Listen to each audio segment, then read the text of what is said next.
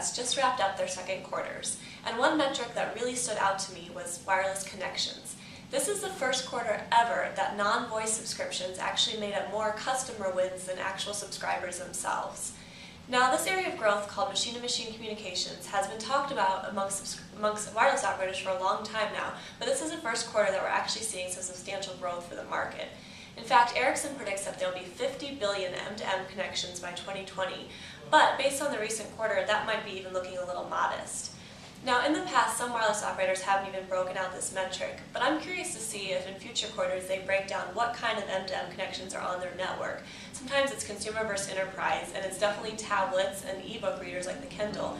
There's also a lot of enterprise verticals that are accounting for a lot of M2M growth, including telemedicine, smart grid, fleet tracking. I think in the future we'll also see all kinds of new devices attached to the network. Pretty much anything you can think of, from dog collars to connected GPS to digital picture frames, and even if you want your fridge to tell you when to stop eating, that's possible too.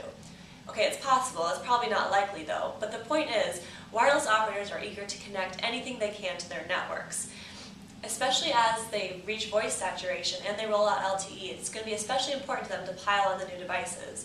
And another reason it's important to have as many as possible is that these are not the $120 per month smartphones that subscribers bring to the network. They're low ARPU, a lot of times it's prepaid or might be bundled into the price of the device itself, so it's not a lot of money for the operators, but it quickly adds up when you start to think about 50 billion connected devices on the network. So I'll be curious to see in future earnings if operators all break out their M2M connections and then further break down that category, as well as let us know how much money they're making from these tiny micro machines.